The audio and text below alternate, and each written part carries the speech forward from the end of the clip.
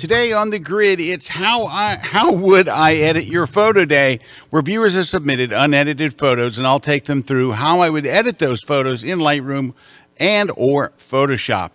The KUNA man's not here. He's out west filming a course that's part of our National Parks Landscape Photography series. So he's out today, but we will persevere. We've got some news. We've got some really great giveaways today. And it's going to be a fun day on the grid. And it all just starts in 23.2 seconds. Let's go. The grid is brought to you by Platypod, the tripod alternative that is changing the world. Everybody has a Platypod. You should too. Go to platypod.com. Hey, everybody. Welcome to another live episode of The Grid, which starts around 1 p.m.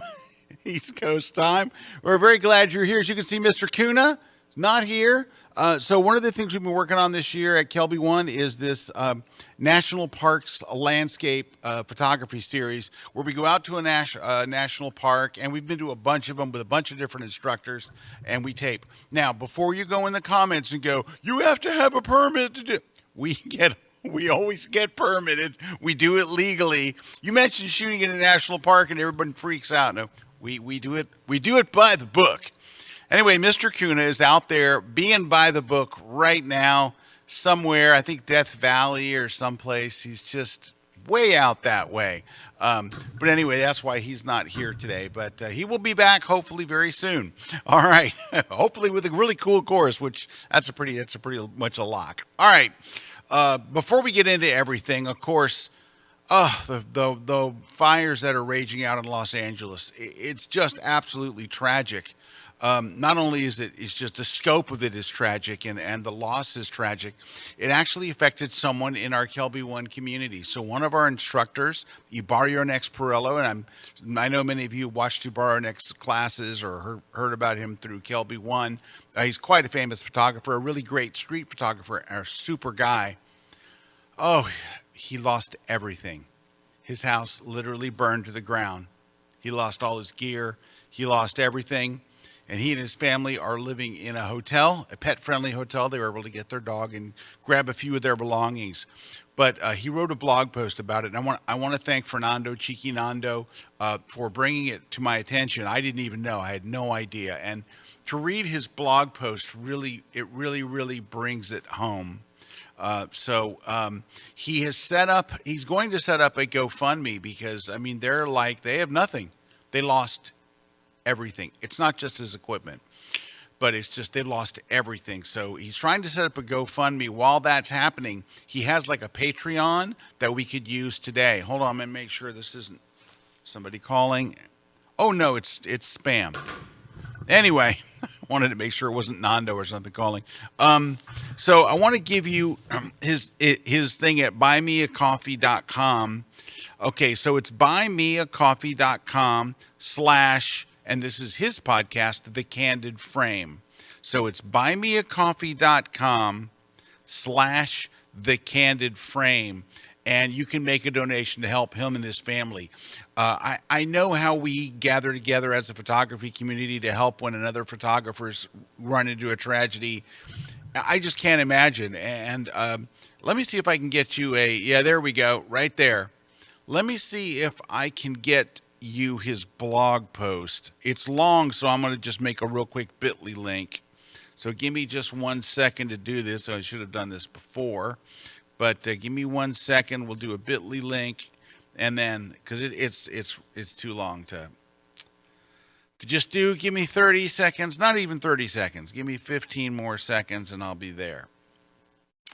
Link, boom, hit go. All right.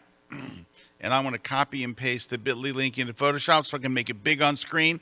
If you would be so kind as to take a photo of this, right? Just take a quick photo with your camera on your phone, and that way you'll be able to go read his post. It's absolutely heart-wrenching, and luckily he's got links to his stuff in there. I don't know what's going on with my Photoshop. Here we go. All right, here's the link here.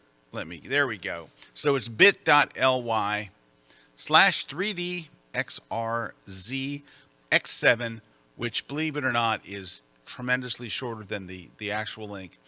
Go read his blog. I got to tell you, it's a rough read. He's a terrific writer, so it's very, very compelling. It's very well written. It's also very heart-wrenching, and to hear how it all unfolded for him, it's awful. But anyway, I know that we are tremendous about helping photographers in need, and he's in desperate need, him and his family, and they just, they need the essentials.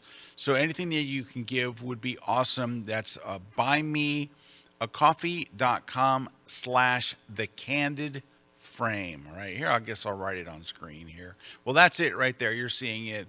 It's buy me. Oh, hang on. I'm stuck in all caps apparently. Here we go.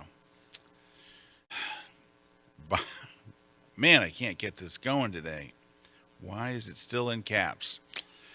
Because this font I've chosen is only caps. Sorry, folks. I don't know. I'm off to a funky start. Buy me a coffee.com/thecandidframe. All right. Now you can take a look at my Photoshop, and there it is. Buy me, I spelt it wrong. Buy me a coffee. Ay. One more time. Buymeacoffee.com, the candid frame. I encourage you to go and help Ibarionex out.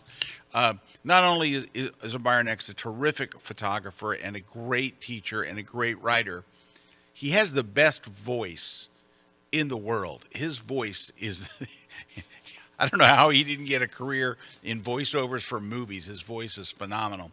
But he's a terrific guy. I met him years and years ago at an Adobe event in San Francisco, and I just clicked with him. He's a great guy, and we were very lucky to have him teaching here at KelbyOne. So that's up. But, our hearts go out to everybody out in L.A. who is dealing with this, either helping fight the fires or have been affected by them, which is... gosh, it's so many industries and so many people. I think it's going to be the biggest disaster in United States history. So it's looking very bad. So our prayers go out to everybody out there, and our thanks as well. So, all right, let's move on to something in a more lighter note so I don't get choked up. What else we got going on? I told you about ERIK being out west. This is interesting. Last week here on the grid, we had Larry T on from Platypod, and we helped him launch his Kickstarter project for the new Delta, which is this. Oh, there's one right here. Oh, this is mine. So it replaces the Platypod Ultra, and it has built-in feet with either rubber feet or spikes, whichever you want, but they're built in. So it's basically spikes that are built in rather than having to take them off and screw them all in. They're built in now. It's a smaller frame. It's got all kinds of little improvements and stuff, and it's really terrific. They launched it, and his goal was for him to make this, he needed $10,000 in backers, right? $10,000. Enough people had to back it to where it reaches $10,000. While we were on the show, they blew past the 10,000. I'm happy to say today they're over 90,000. Look at that, 91,346. They're about to pass the 1,000 backer mark, and they still have 31 days to go. Now, this thing is shipping in March, so they're already in production. And if you get in on this, you're going to get yours first. If you wait until they're available on the Platypod site, then it'll be April. So get the better price, get the best price you're going to get, and get it soon by going over to Kickstarter.com and just type in Platypod, and you'll see the Delta comes right up. And click on that. But congratulations to Larry and all the crew at Platypod. They really put their heart and soul into these products. And this is one that ERIK, KUNA, and I have been bugging Larry about for quite a while. Glad to see that. All right. So in 3 weeks, I'm off to Antarctica. You guys have heard me talking about that workshop with the Munch workshops. And, man, I've been working with them for the last... 2 or 3 months getting ready for this thing.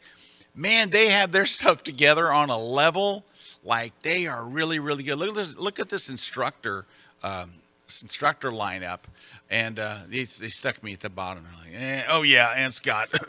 But anyway, what an adventure this is going to be. So I'm very, very excited about it. But working with the folks over there, they've been absolutely phenomenal. Man, do they run? I mean, they do a lot of these workshops, and Antarctica is their thing. So they're the best at it. My goodness, man, do they have their stuff together. Anyway, there's one single spot left if you want to go.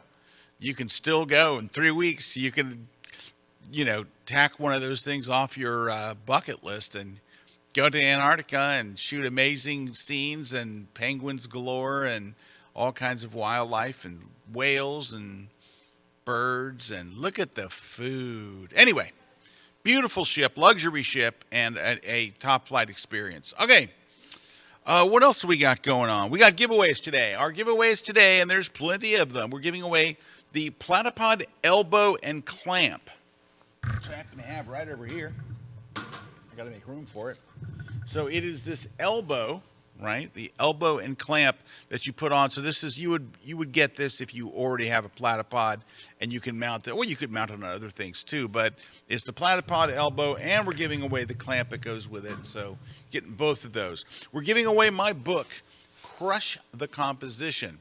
So this is a book that I wrote kind of based on a talk that I did at the Google Plus conference years ago. We put it on YouTube, and it had over 300,000 views when we took it down.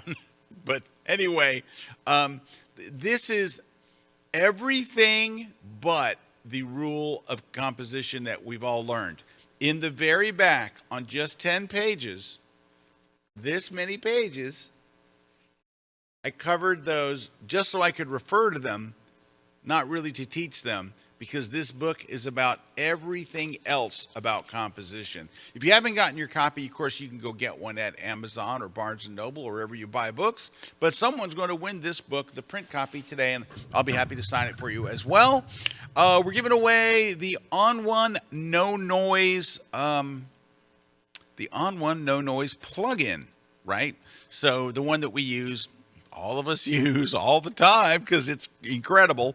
We're giving away one of those. We're going to give away a V-Flat from V-Flat World, which they make incredible stuff. The V-Flat is for U.S. shipping only, so don't reach out to win that one unless you're U.S. But man, these guys, their stuff is so good, so good. So we're giving away one of those. You can also get a discount by just using Kelby 10 at checkout. You get 10% off, which is nice.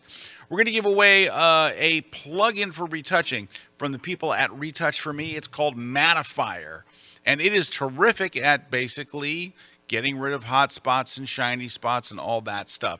These are pro-level retouching plugins. Each one does a particular thing. So these are for like people doing serious retouching, and it really makes your life easier. They're AI based. They're brilliant.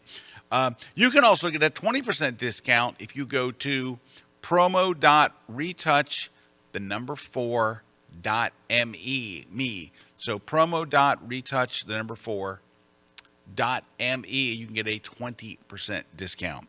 All right, so that's what's up with that. What else are we got? We're giving away all that stuff today.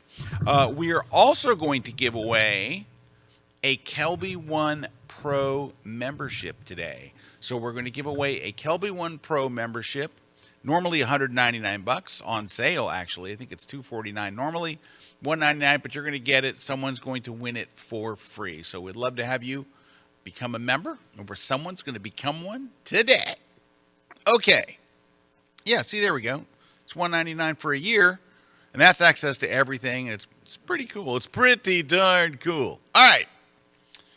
What are we doing now? Oh, so today is How Would I Edit Your Photo Day. I sent out on all of my social things yesterday and again this morning for people to send me a raw, unedited photo. It can be raw or it could be JPEG. It doesn't matter. But send me an unedited photo.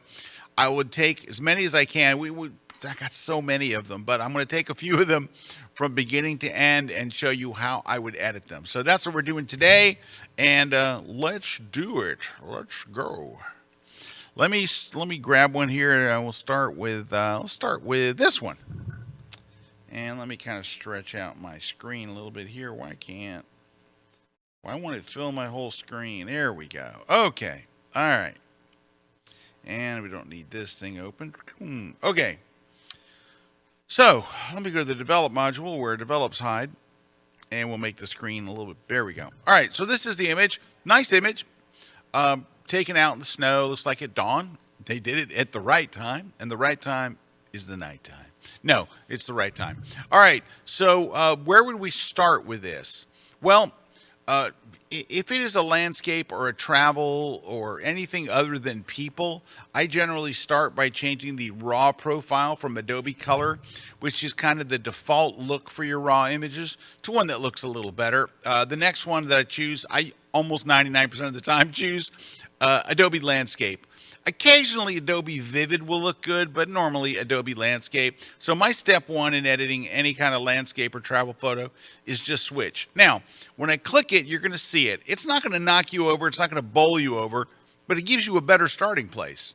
And if you were one click away from a better starting place, why wouldn't you, right? Okay, so here we go. Let's click on this one. There you go. Did you notice that? Here, let's look. See that? It's a little better. It's not killer.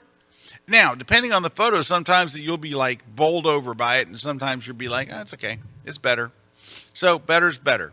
Next, I think I'm going to go ahead and click on the crop tool. I'm not the crop tool. Sorry, I was transform.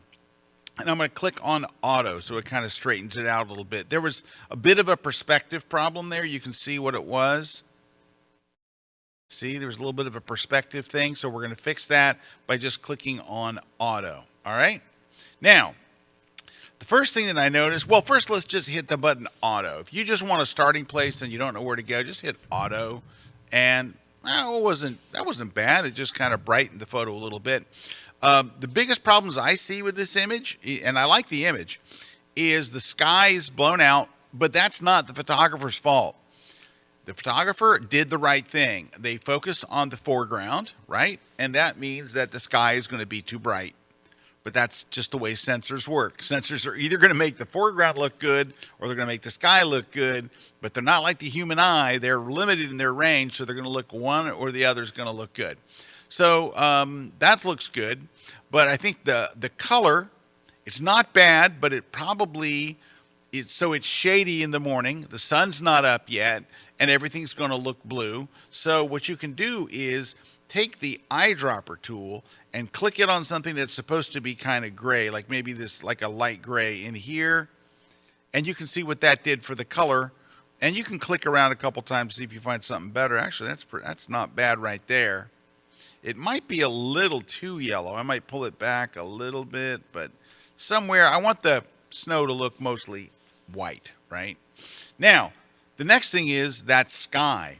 So to work on the sky now, we've got an easy way to do it. We're going to click on the masking tool up here in the toolbar. I would say select sky. So it's the big button in the middle there.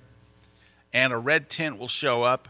And it does a very, very good job of masking just the sky. So any sliders that I move now will only affect the sky.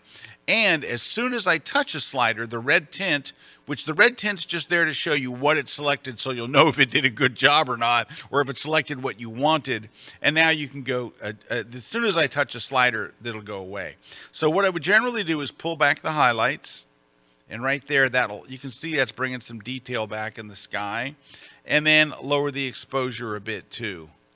Somewhere kind of in there-ish. Now, sometimes it can tend to make the sky just look kind of grayish, which is not awesome. But here's the thing that people forget.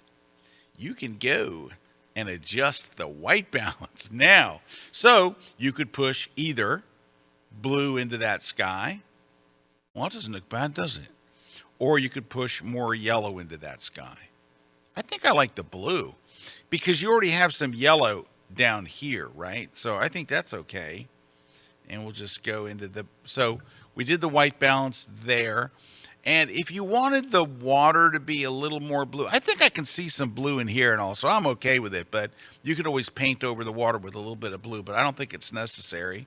But I think we're pretty good there. One thing you might do is in the sky is to raise the whites a little bit. It kind of raises the brilliance of the sky. right? I think of the white slider like turning on lights. If you're shooting at night and doing a building or something, that would do it. There's already kind of a nice gradient in the sky, so I'm pretty cool with how that looks. The other thing that you might do is let's go and add some more contrast to the scene. Oops, that's the sky. Let me go back to the regular stuff. Let's add some more contrast to the scene. Maybe open up the shadows a little so you don't get too clogged up in those trees. That's not looking bad. Let's add a little bit of a vignette. So let's go just enough. You don't really want to see it. So let's go to effects. Let's drag the amount slider to the left just a little. You kind of want to, I'm at -7. It's barely there. But if you turn it off, you'll see.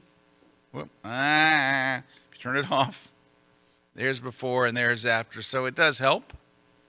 And because there's water in the photo, I usually will go and add some, let's go to, back up to the basic panel. Let's go and add some clarity. Clarity is going to make the water shiny. Now I'm going to first way over exaggerate it, just so you see how clarity affects water. Water in metal and glass, it's the greatest. So watch, I'm going to over exaggerate. See how the water gets shiny, right? So we're not going to go way up there. We'll just go a little bit, just where it starts to shine, and then we're good. We'll add a little bit of texture in just to bring out the texture and that snow in the background. I mean, it's a pretty simple edit. I think that doesn't look bad. However, I think the whole picture might be a little bright. Let me check the brightness on my screen. All right, my brightness was down a little low. But I think the whole picture is a little overexposed. So I would lower the exposure up here a little bit so it looks more like morning. And so there's a before and after. Pretty simple, really. I mean, a pretty straight ahead, pretty simple edit. But I like that. I like simple edits. And there's your before and after. Of course, I would sharpen it. We didn't do anything about sharpening. But the last step, you always wait till the very end, and that's where we pop on our sharpening. But we're in pretty good shape there. So that's a decent one to get us going. And now it's break time. Wow. So it's break time. We're going to take a short break. When we come back, we're going to be editing more images in just a moment. Don't go away.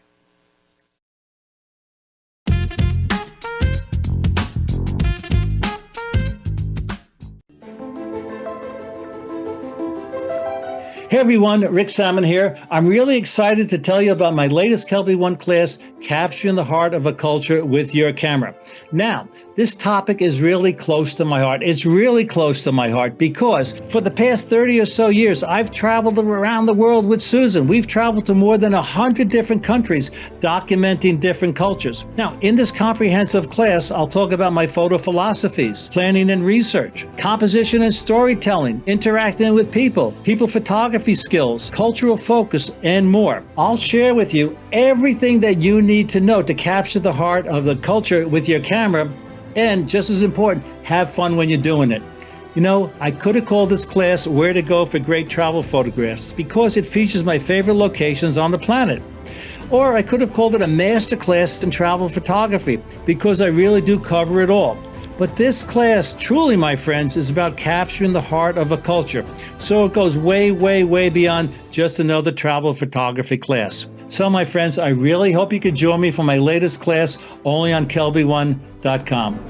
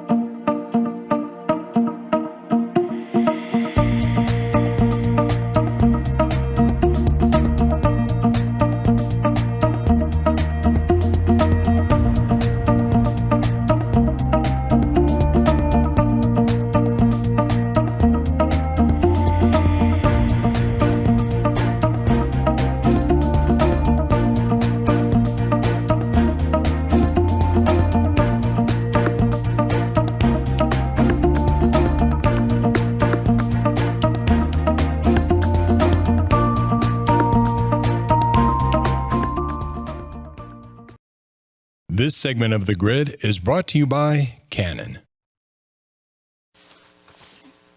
All right, welcome back, everybody. Scott Kelby here. Mr. KUNA is out recording a class on our National Park Series, so he's on the road. Got some shout-outs to some people from all over. Jim is saying hi from Milwaukee, Wisconsin. John Dukes. He's saying Happy New Year's, Gridsters. And he's saying hello from a chilly Maryland. Linda's here. She says, good afternoon, Gridsters. From North Carolina. Gary's here from Buffalo, New York. Am I reading these in the right order? No. All right. ML Hart says, hola, buenos tardes from the Pacific coast of Chile. All right. Daryl's here from Fisher, Texas. Nastmatko is here from Slovakia in Central Europe. Yay! Alrighty. So, got some comments here. Sharon says, you will not regret a KelbyOne membership. Best money ever spent. Thank you. Yay. Let's see. Pauline, also known as Pee-wee, says, you just can't lose. Best thing I ever did to improve all aspects of my photography. Thank you, guys. Lisa says, there are so many great classes. Been a member on and off since the late 90s, back when it was called NAP. Then COVID hit. It was a lifeline, and now I renew every year without fail. Well, thank you, guys. It's very kind of you to jump in there with some kind comments. All right. Let's look at our next image. So the images are all good today. This isn't blind photo critiques. These are good photographers with good photos. This one I really like. I just think cropping wise, it's, so the cat is the thing, right? So I would just bring it in a little bit more so we're focused more on the most interesting part of the photo. You can still see he's in a tree, and you can still see how high he is up by including a little of the background there, or she is. But anyway, I like this one. I think it's a he. Okay, so let's just start off. I would go ahead and switch to Adobe Landscape. Isn't that weird? I switched to Adobe Landscape, and then you can see the spots, right? And then I'll hit Auto to kind of get us going a little. Geez, that didn't do too badly, did it? All right. Well, yeah, that actually did pretty well. However, the sky behind the cat is really just kind of bleak. Let's see. Let's go to the masking thing and hit sky. And all right, it got a lot of the sky. And let's see first if we can lower the highlights just to bring back something there. And then maybe bleed in a little bit of blue. Yeah, just a little bit. If you go way blue, it's going to look like, it looks better than I thought. But we won't put quite that much blue in there. So I'm just moving the white balance temperature slider a little over to make it more blue. So I think that certainly helps. That crop I did, I think I might go a little tighter in. It's kind of, the tree is messy. It's not the photographer's fault. And somewhere like that. All right, now, it's looking pretty good, actually. I think I would do a couple of things. Obviously you want the cat is the star of the show. So let's say, I guess that's the leopard. I'm thinking leopard. Let's go to the masking brush, to the masking tool again. And let's click create a new mask, and let's choose select subject. So we're going to, hopefully you will see the leopard, if that's what I think it's a leopard, turn mostly red. All right, so that shows you what it's selected. And then I'm just going to raise the exposure, which is the midtones, just a little bit to bring the cat out a little bit more. And in fact, I think I would go one step further, because while that did a pretty good job with the body, in fact, it might be a little bright on the body. There we go. The cat's face is still a little dark. So I would add one more. Let's get a brush. Let's brighten the face a little bit. There we go. That's kind of what it needed. And then I think we can just do some simple finishing stuff. I would probably clean up a couple of branches like this one down here. Get rid of that. You have an eraser tool that actually works now. If you choose the actual eraser one and say use generative AI, I would probably just get rid of this whole thing. This is just kind of ugly. That's not helping. And that looks okay. Hit remove. Give it a second. This is all inside of Lightroom. Man, that looked like not good. But you get 3 choices.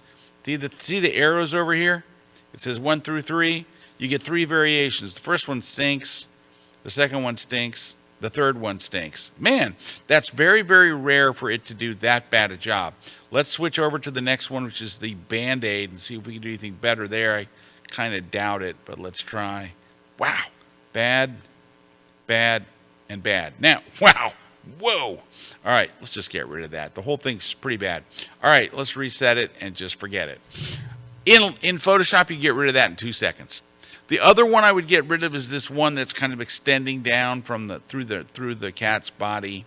Outside of that, maybe a tiny little, like we did before, just a little vignette on the edges, just to kind of, you don't want to be able to see. You don't want a big dark vignette or anything like that. It's not, you just want just a hint of it, just to kind of take some of the heat off the outside edges, maybe something like that. That's -9, and then if you click, yeah, see, it does it. I think it looks better. And then, sharpening and editing, I think you're there. Again, a pretty simple edit, a good photo. A little bit of cropping will make the cat stand out more. And then just a little bit of cleanup of some of those branches that are just not helping your case. But outside of that, I think we're good. Just a little bit of cleanup and stuff like that. All right, let's look at a different photo. Let's see, what do we have next? Okay, we have a portrait here.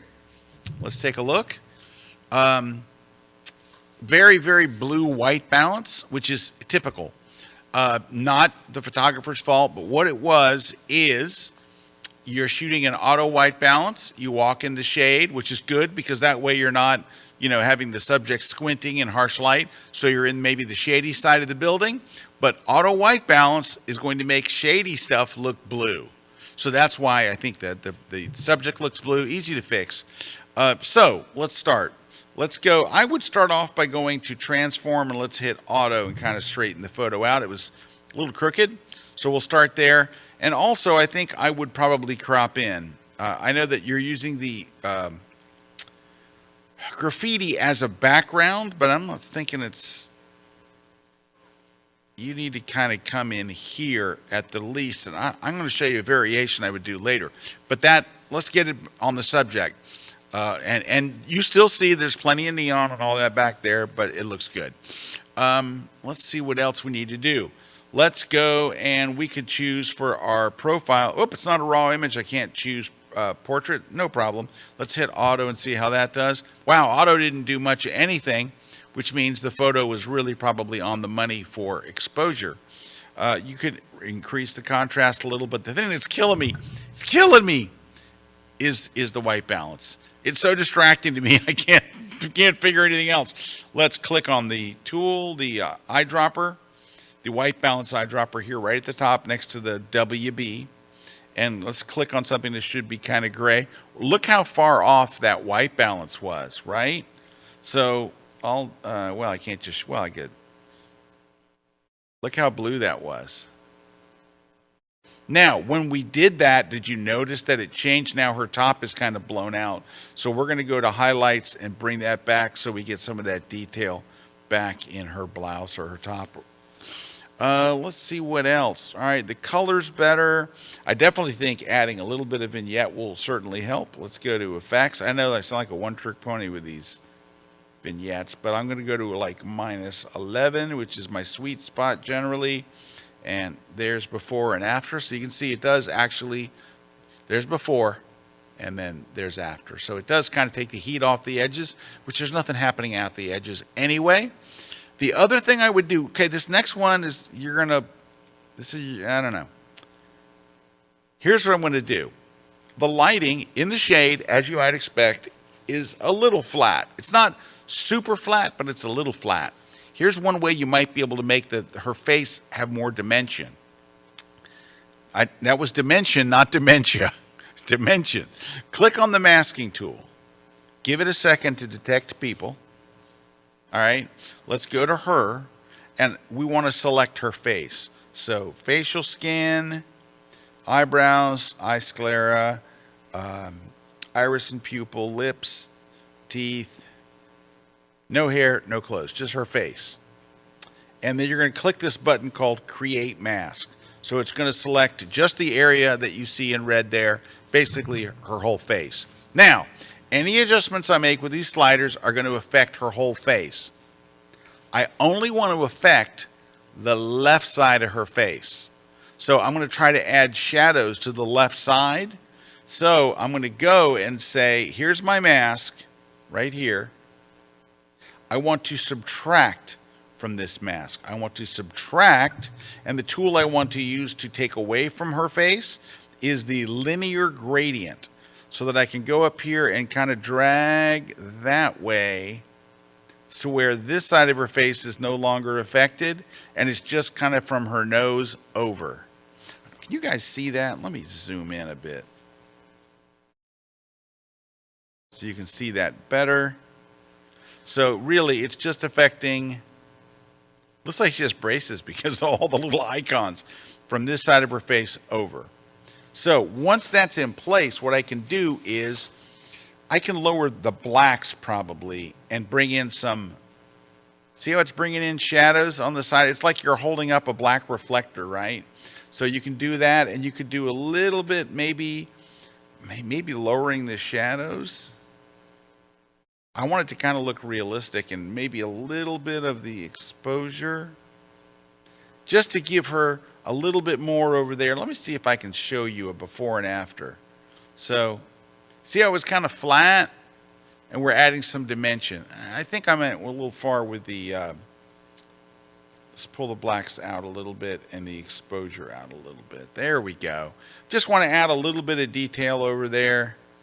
Some shadow dimension and stuff, because her face was looking kind of flat. So I think that does look a bit better. The other thing I might do is let's go here and say select people. All right, we're going to select her again, but we're just going to choose, hello, we're going to choose her clothes. Just her clothes, and we'll hit create mask. But I only want to actually affect her blouse, not her pants. So we'll do the same thing, subtract, and we can just actually use the brush and say, okay, not her jeans, not her hand, not anything else down there. Hold on, let me move down. See, I could have done the gradient again. It would have been a lot quicker. Now I can't even find my cursor. Oh, I guess my brush is really small. Oh yeah, my brush was crazy small. So that what was causing the problem. All right, we'll get rid of all. I only want to affect her blouse, because her blouse, I don't know, it looks a little, it doesn't look white. I think it's supposed to be white. And it also is lost a little detail, and it's just kind of messed up. But if I can just isolate just her. All right, there we go. So now all that is still in red, a little bit of right there. All right, is her blouse. And I didn't do the best job of erasing that. But now I could bring back the highlights a little bit. And I don't know, to me, I don't know if you see, oh, well, it's weird. I'm looking on my laptop, and I see it has a bit of green in it, which is weird. So I'm going to move away from green towards magenta.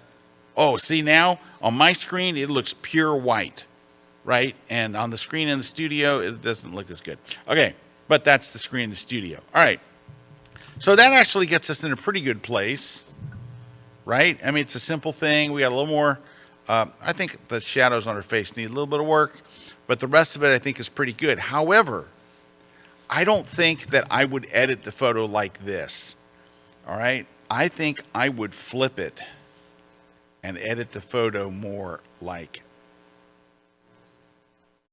if it were me, and today it is, something more like that, right?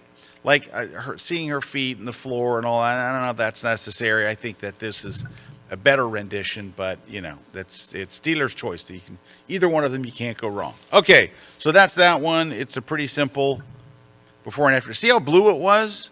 Do you see the blue on the left? Yes, it was pretty blue. And you could also do, I don't know if you really need to do anything. I think that's it. I think we're good. All right. You don't need clarity. You don't need texture or any of that stuff.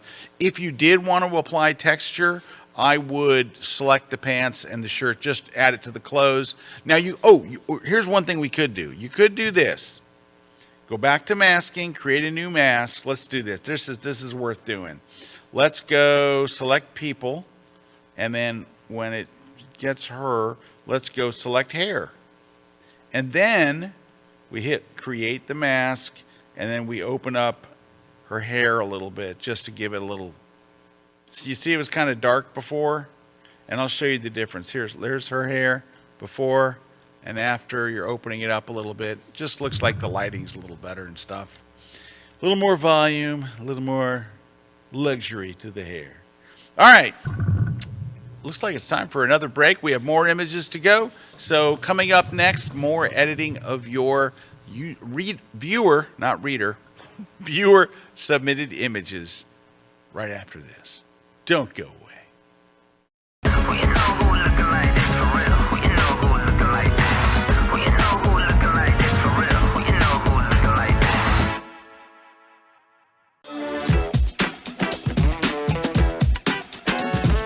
Hi everyone, Charlene Sliding, professional real estate photographer based out of Chicago. I'm very excited to share with you my more than 10 years of experience in real estate photography and showing you behind the scenes of how you can become a successful real estate photographer.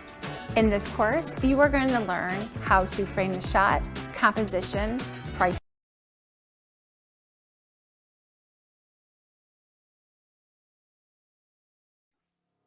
I am a portrait and wedding photographer based in Valencia, Spain. I do mainly commercial and editorial photography, and I retouch up to 100 photos a month. We shoot almost every day for all kinds of clients, such as commercial, beauty, and fashion.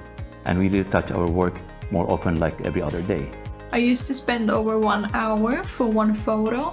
If we want professional results, we must remove skin blemishes, do micro dodge and burn, highlight eyes, whiten teeth, and even reduce wrinkles in clothes. And this can easily take me up to 2 hours of work for each photo. So when I saw that there's a plugin for Photoshop that helps you retouch quicker, I was eager to get my hands on it. I read many feedbacks about it, and I found a lot of positive reviews, which made me to consider buying my first plugin. One of the challenges we have at the end of a session or wedding is to achieve an edition in our photograph that looks natural. This is where retouch for me has become a game changer. I love the feature that you can pick how much effect it has on your photo, and you can adjust it accordingly to your style. I saved a lot of time and always end up having amazing result with my work. I am extremely happy with the quality. Now, I am more efficient and have more time to spare with my family. You know what? I absolutely cannot wait to go to Japan. And what's crazy is Larry didn't really care about going to Japan I thought it would a couple be of hours interesting, ago. yeah, but He was kind of ambivalent about it. blown away. But you know what? Larry and I just did a class where I am basically showing Larry why he needs to go to Tokyo. It's part of a series of classes that I've done. It's called A Photographer's Guide to Tokyo. There's so much to do. There's so much to see. It's such a photogenic place. And that's what we talked about in this class. I show you exact locations, where to go. I give you the address. I show you sample pictures. I give you tips. I talk about all those things that you would want to know. If a friend said, you're going to Tokyo, here's where you got to go. I got it all in here. It is packed. You're going to love it. Come with me on this journey. It's Photographer's Guide to Tokyo, and it's exclusively here at KelbyOne.com.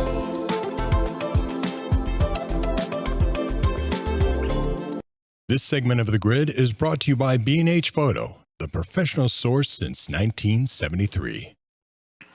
Well, hello everyone. We're back at Masterpiece Theater.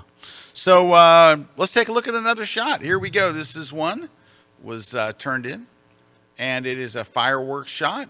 And there's a typical set of things that I would do to a fireworks shot, because fireworks usually have a lot of smoke and a lot of stuff, and they also have a lot of bright areas, so it tends to get kind of blown out in the bright spots, but it's easy to fix. Let's just go ahead and see if we can hit Adobe Landscape. Look at that. That one had a big difference. Did you see that? Here's the default, and then here's Adobe Landscape. Watch, 1, 2, 3. Yeah, that looks a lot better, actually. Let's hit auto to kind of get us going. And that looks good. The sky looks a little reddish, you know, but I mean, that's to be expected because everything's kind of blowing up red. I would bring up, now the whites are going to control the intensity of the fireworks. So watch what happens when I move the, see how it controls the intensity? So it's your light switch. If you want them to be more intense or less intense, it's going to be the whites. So I want to kind of pull it up here. I think it looks nice and bright. But the secret is dehaze. Dun, dun, dun. So dehaze cuts through a lot of that haze. Dehaze is a form of, do you see that? It's a form of contrast, but it does a good job of getting rid of the extraneous stuff around your fireworks, and it really makes them stand out a little bit better. You can boost the color if you want to with vibrance, but I think it's all actually pretty good. I think the image is a little crooked, so let's just go over here and hit not there, transform. Let's hit auto. I didn't do dink. Let's rotate a little to kind of get these boats over here looking kind of like they're not going to all slip to their left. And then we'll hit constrain crop so it looks straight. Might be a little crooked still, somewhere in there. And actually, after that, you could go select sky. What's the easy one? Maybe lower the, if you want it to be on a real rich black sky instead of the reddish, you could go right there. Not a lot to do to this one. It's pretty simple, which is nice. It's like me, it's pretty simple. And let's just take a look side by side. So you can see what we really did was get more depth and dimension out of the fireworks themselves. So maybe that'll help you see it a little bit better. And we were able to darken up the sky using select sky. And you could, let's try a little clarity too. Add a little clarity there, just to help define it all, and so it's not just kind of a jumbly mess, which is the way fireworks are. It's not the photographer. But yeah, you got a lot more detail and stuff in there. That was an easy one. That was a fun quickie. So thank you for the photographer that turned that in. All right. Oh, here's a nice one. Oh, that's a nice photo. Oh, I like this one. All right. Let's go to the develop module here. I guess I'm in the develop module. Let me set this to fit. There we go. All right. First off, you know, I'm going to switch from Adobe Color to Adobe Landscape. You knew it was coming. So let's do that. Ooh, that had a nice effect, right? Let's look. There's before and there's after, right? The sky looks bluer. The trees are treeier. All right, so I think we're pretty good there. Let's hit auto and see where that brings us. That's not bad. I think we need to add some more contrast to the whole scene. And I think that actually looks pretty good. We have water, so you know I'm going to add clarity and make that water shinier. And then I think we're going to have to bring down the sky, right? So let's go to the masking. Let's go to sky. And I think we can lower just the exposure. Just the exposure. And then, so you don't make the clouds look like it's going to rain, then I go to the whites and I pull those up a little to keep the brilliance in the sky. Whoops, I didn't want to go too far. Now I'm looking at the monitor in the studio. It's a crappy monitor. I don't know why we have such a bad monitor, but it looks like the sky's blown out, but I look on my screen, it looks perfectly fine. So that all looks pretty good. This is not bad. I would definitely get rid of this junk over here. I think this takes a trip to Photoshop. Let's jump over to Photoshop.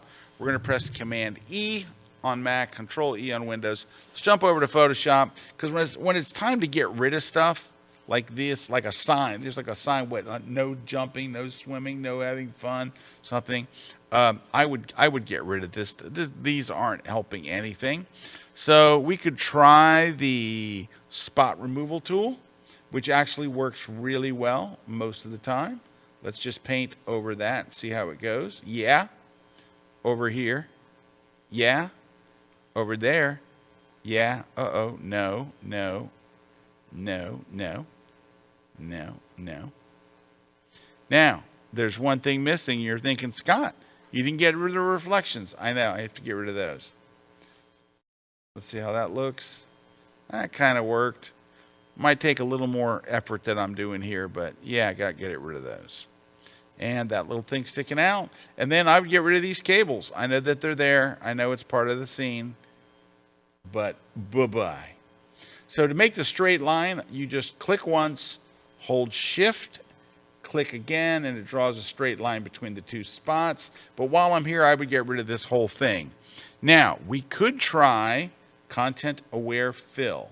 Let's just select this whole area of ugly bush.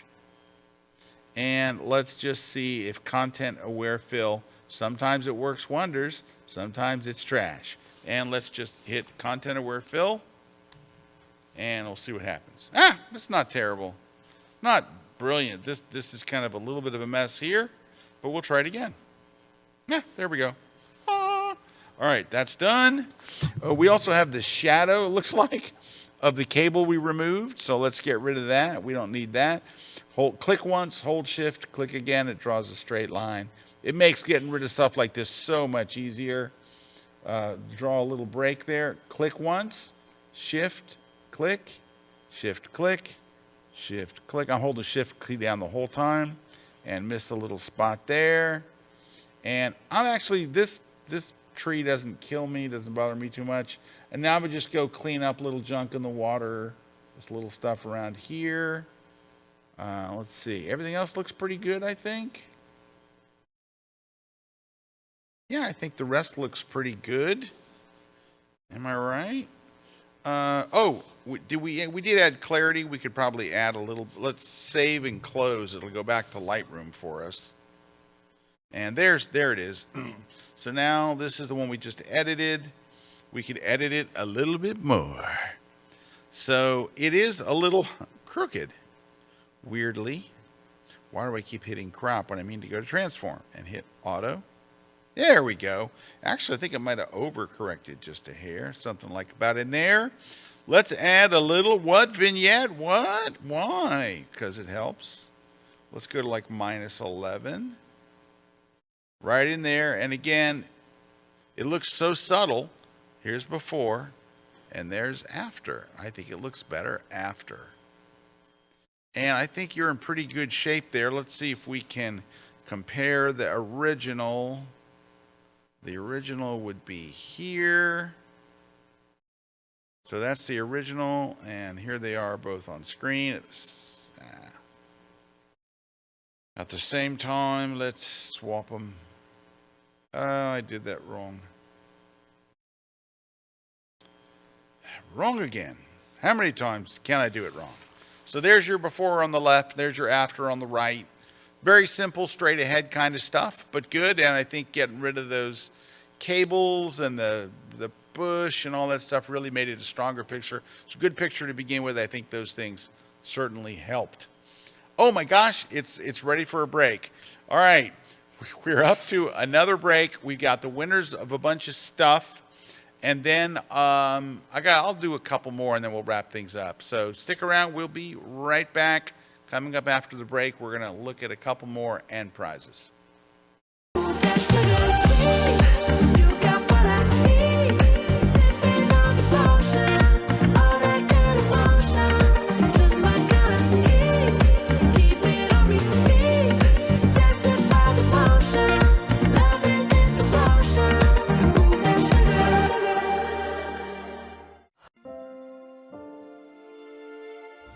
I'm pro landscape photographer Ian Plant, and right now I am standing here bathed in the glory of sunrise at Acadia National Park in Maine. What makes this park special is that it is a dynamic coastal environment. You are constantly seeing it change right before your eyes as the tides and the weather changes. And that allows you to make unique compositions that are all your own. You can go out there and be very creative as you explore the changes of this park unfolding before your very eyes. And in this class, I am going to teach you a variety of techniques to optimize your fall foliage and coastal photographs. And we'll talk about techniques that will allow you to get coastal images that stand out and get noticed. And come join me on an epic photo adventure in my latest class over at KelbyOne.com.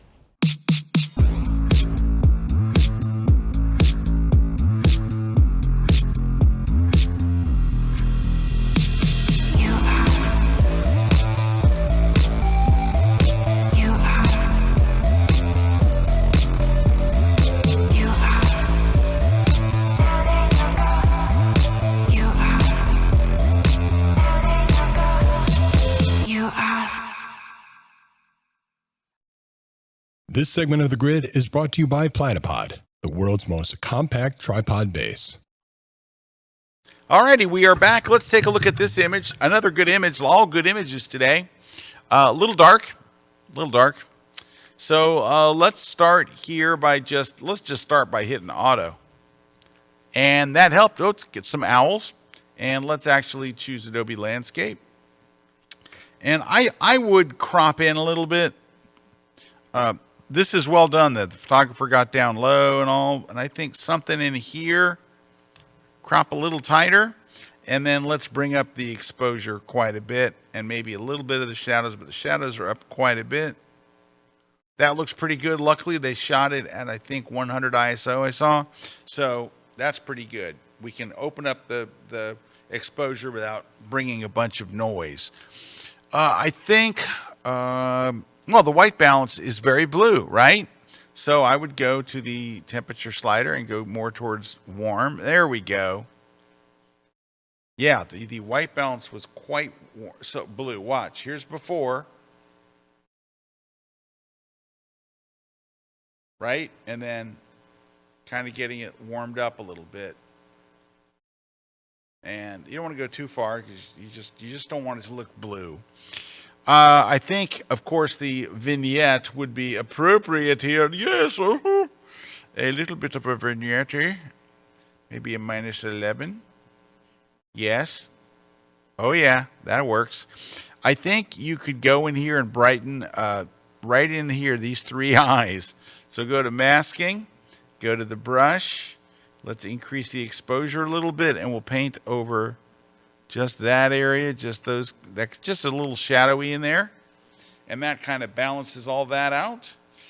You might even, because this is kind of bright in the foreground, you might go with create a new mask, add a linear gradient, and then darken it. And then when you drag, you're going to darken the bottom of the photo so it helps the owls pop out a bit.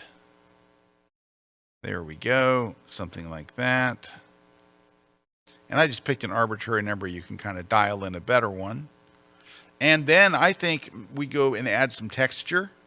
Go to basic and go to the texture and bring it up to really bring out. There's a lot of detail in this photo and maybe a hint of clarity. And I think you're there. That's a pretty easy one, I think.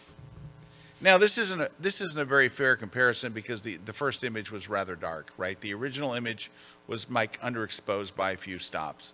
But anyway, but easy enough to fix it and make it look pretty good. And then, of course, I would finish off by sharpening. Now, I will tell you, I use a plugin to sharpen, right? I use Topaz AI Sharpen or On1's Tax Sharp. Either one of those to do my sharpening. I don't do sharpening in Lightroom or Photoshop much anymore. It's just pretty much there. All right, let's do one more. Then we're going to do our prizes. We haven't done. Here's a. Let's do a. Is this 3? There we go. It's an aviation photo. You know we got to do that. So step 1 is get closer. And also, the jets are kind of, can you see me on the screen here? The jets are kind of tipping up a little bit.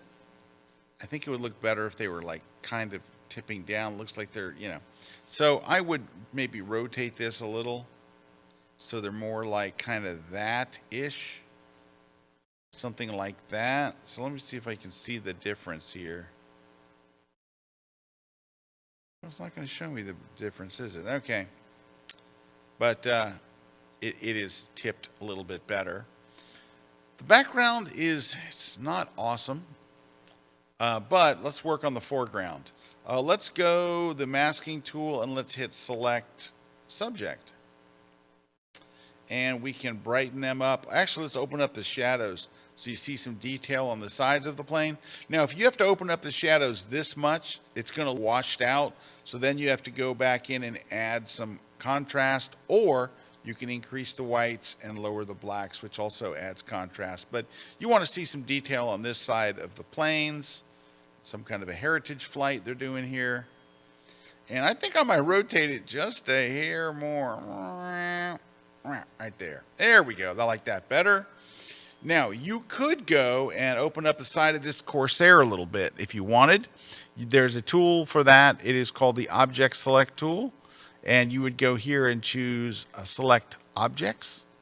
And then you would just go, oh, don't use the brush, use the square, and say just select kind of that. And look, it did a pretty good job. And you go to shadows, and then you can open up the side of that Corsair. Might need a little exposure to get you all the way there.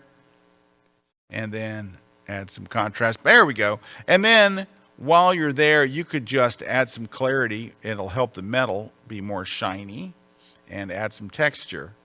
Now, that's all pretty good, and I think we're in a good spot, except for you got some lens dust or something over here.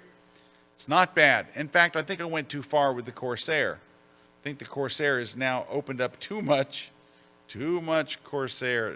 It looks unrealistic, so let's not open up the Corsair so much. Okay, you might do this. Jump it over to Photoshop. I don't know how this is going to work, but let's try a sky replacement.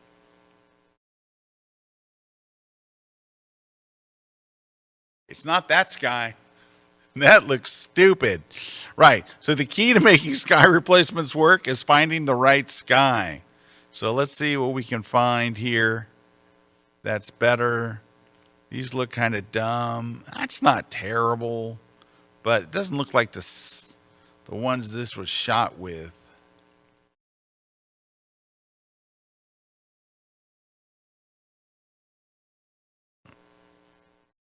That's probably the best so far. Anyway, I don't have the... Oh, that's not bad. That's not bad. Makes it look like you shot air to air. You're getting air to air up there. Yeah, you'll have to play around and find the right sky. I don't think it's really... One of these looked okay, and a lot of these don't look okay. You'll have to figure out... It's none of... Yeah, it's really... These skies are not happening. All right. Oh, it's certainly not that one. All right. All right, you get the idea. I think I would be able to find a sky that looks better than just that kind of blue. So that's it. All right, I had a couple others I wanted to do. I'm going to give them the 30-second look at them real quick. This is a nice photo. I like this. I like the shot itself.